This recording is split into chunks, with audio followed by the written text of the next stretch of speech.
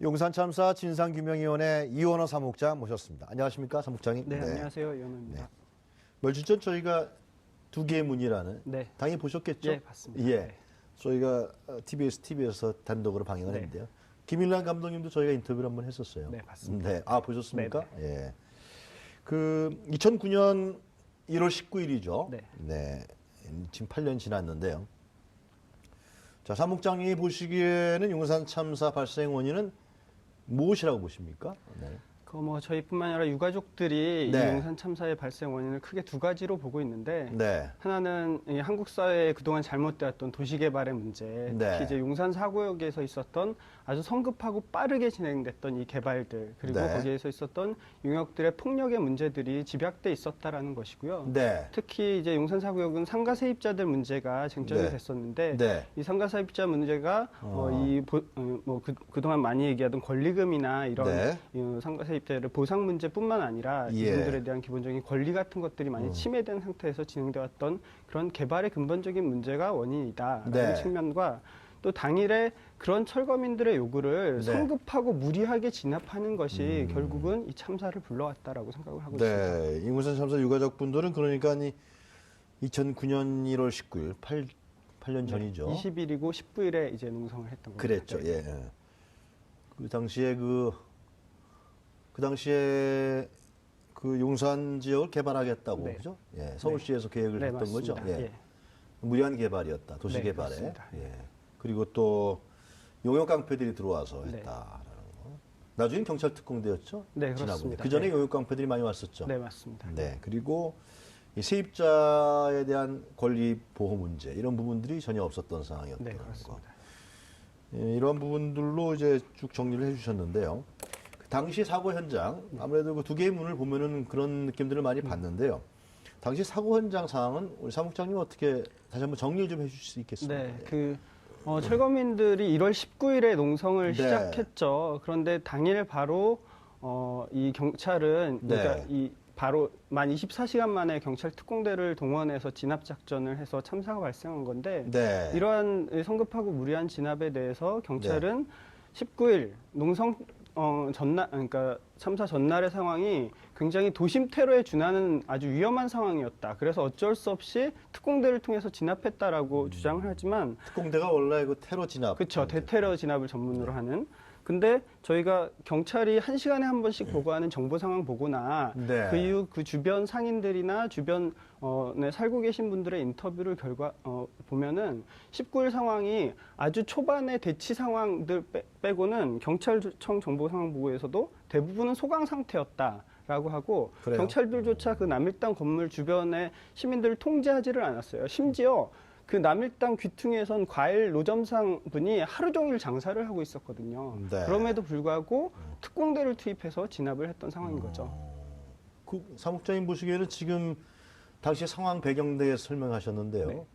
그런데 왜 그럼 협상이나 이런 부분들을 하지 않고 특공대를 투입해서 무리하게 진압했다고 생각하시는 거예요? 네. 저희도 사실 그 부분이 네. 밝혀야 될 진실 중에 하나라고 하는데요. 네. 예를 들어서 경찰이 아주 위험한 상황이었다. 그래서 특공대를 투입했다고 하면 그런 위험한 상황이 발생한 후에 특공대 투입에 대한 뭔가가 작전이 짜졌어야 되는데 네. 실제로 철거민들이 소지했던 화염병이 등장하기 1시간 반 전부터 네. 이미 현장에 특공대를 배치했다는 게 이미 수사 기록에 나오고 있거든요. 철거민분들은 화염병을 왜 만드셨습니까? 철거민들은 사실은 네. 이 워낙 그 이전부터 네. 용역들에 의한 폭력을 피해서 장기간 농성을 통해 협상을 이끌어내기 위해서 네. 건물 점거 농성을 하셨고 그런 장기 농성을 위해서 사실은 그분들로서도 좀 과격한 방법까지도 염두에 네. 둔 동원을 하셨던 거죠. 하지만 그렇다고 해서 그걸 그렇게 진압할 수 있었던 건 아니었다라고 저희는 보는 거죠. 신노는 왜 갖고 계셨던 건가요? 제가 그 막루농성이 그 재판이 다 끝나고 나서 그 네. 건물에 대한 증거 보전이 해제된 후에 네. 건물을 올라가 봤습니다. 아, 그러세요? 올라갔더니 그 안에 그야말로 이 삭은 쌀 포대가 여러 가지 개가 있었고 네. 심지어 배드민턴 공들이 이 10개들이가 여러 개, 또 TV와 비디오, 성경책, 성경 테이프 이런 것들이 잔뜩 있었거든요. 네. 그러니까 이분들은 최소한 6개월 이상은 거기서 농성을 해야 협상을 통해서 대화가 되겠구나라고 생각하셨고 그래서 발전기를 돌리기 위한 그런 유사 휘발유들도 잔뜩 준비해 가셨던 거죠. 장기 농성을 계획하셨다. 네, 그렇습니다. 그렇게 파악하고 계신 네, 거군요. 그 당시에 경찰과 용역업체 간의 녹취록이 공개됐습니다. 네, 이건 그렇습니다. 저희들이 어떻게 이 녹취록을 보고서 어떻게 판단할 수 있습니까? 사실 초기에 네. 검찰에서는 이 용역과 경찰의 합동 작전은 없었다라고 발표를 했었습니다. 네. 그런데 나중에 이 무전 녹취록이 발견되고 또 당시에 MBC PD수첩을 통해서 영상들이 공개됐죠. 네. 그래서 경찰과 용역이 물포를 같이 쏘고 또 무전 녹취록에서는 이 용역과 경찰이 함께 건물을 진입해서 문을 해체하는 작업들을 했던 것들이 녹취록에 드러나고 네. 특히 남일당 건물 2, 3층에서 용역들이 불을 피워서 위로 올려보내는 몇 이런 명이 것들이 나왔었어요? 용역들이 용역 나중에 깡패죠, 정확히 네, 얘기하면. 그렇죠. 네. 예, 예. 뭐 그분들은 이제 용역회사 직원이라고 말하지만 네. 워낙 그 이전부터 거기 주민들을 괴롭히던 전문적으로 하는 사람들 용역 아니에요? 깡패들이고 예, 네. 개발 지역에 가서. 예, 그렇습니다. 그분들이 당시 그날에도 한 30여 명이 30여 명. 예, 몰려왔었던 상황이었던 거죠. 네. 그분들이 그러니까 그 재개발 우리가 뭐 여러 가지 봤습니다만 네, 재개발 지역이나 이런데 투입돼서 네. 뭐 일당들 받겠죠, 그죠? 네, 그렇습니다. 예, 그러면서 이 철거민들 저항하는 걸 진압하고 무력으로 네. 뭐 그런 사람들이 맞죠? 네, 네, 그렇습니다. 예. 실제로는 철거를 위해서 계약됐는데 네. 그 철거를 아. 위해 계약된 업무의 상당수는 이 주민들을 이주시키는 업무들로 배치가 돼서 네. 이주시키기 위해서는 아주 빨리 이주시키기 위해서 더 폭력적인 방법들을 동원하면서 그럼 그 주민들을 건설회사에서 이주시킨 거죠. 계약한 겁니까? 네, 그렇습니다. 그 당시에 네. 시공사였던 삼성이 직접 용역회사와 계약하고 용역회사를 관리했던 것들이 삼성물산이죠, 나중에- 정확히. 네, 네, 그렇습니다. 아, 나중에 그 그렇게 계약서 같은 것도 확인했습니까? 네, 네. 당시 2009년 4월에 네. 그게 계약서가 나오면서 네. 삼성물산이 실제로 용역을 지휘했다라는 것들이 밝혀지기도 했습니다. 그럼 어떻게 됐습니까? 용역업체와 삼성물산은 그 부분에 대해서 예를 들면 법적 처벌을 받았나요? 삼성물산은 그 부분에 대해서 처벌을 받지는 않았고요. 네. 용역들 같은 경우도 네. 당시에 이 물포를 썼던 용역은 2명이 기소가 됐는데 네. 그중에 한 명은 1년 집행유예를 받고 한 네. 명은 벌금 150만 원을 받았고요. 네. 이 건물에서 불을 질렀던 용역들 7명이 기소됐는데 그중에 한 명만 또 1년 6개월의 집행유예를 받고 나머지들은 한 벌금 200만 원 정도의 아주 약한 처벌을 받았죠. 왜 그렇게 됐다고 생각하세요? 뭐 법원의 뭐 판결입니다만은. 네. 그래서 워낙 이 용산 참사에 대해서 기소하는 검찰 입장에서 이것에 대한 책임을 철거민들에게만 묻는 방식의 기소를 했지 네. 경찰도 기소하지 않았고 사실은 용역도 초기에는 그 기소하지 않으려고 했던 것들이 무전 녹취록이 발견되면서 사실은 약하게 기소했다고 저희는 그렇게 보고 있습니다. 반면에 거기서 농성하시던 철거민들은 중형을 받았죠? 어떻게 네, 됐죠? 그렇습니다. 네. 7명, 그러니까 5분은 돌아가셨고. 네, 중형의 기준이 네. 불이 날 때까지 막루 위에 있었느냐 없었느냐를 가지고 판단을 했습니다. 왜냐하면 이 화재의 원인을 법원에서도 정확히 밝히지 못한 거거든요. 그러다 보니까 네. 그냥 철거민들이 불을 냈다라는 건데 그래서 불 날 때까지 있었던 사람들은 모두 중형 4, 5년의 중형을 선고했던 겁니다. 예.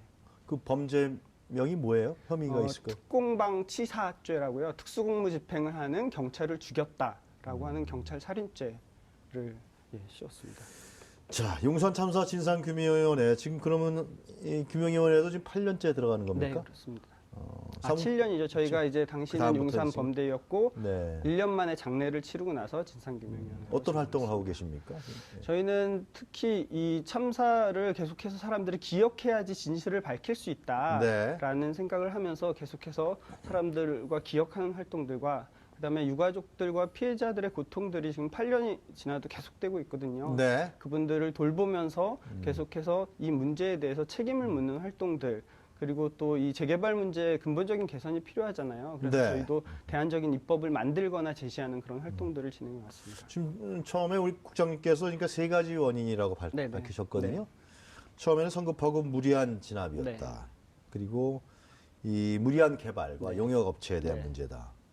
그 다음에 이제 세입자 권리 네, 문제를 그렇습니다. 얘기하셨는데 세 번째 얘기한 세입자에 네. 관한 그 보호 문제 네. 이런 건 좀 진전이 됐습니까?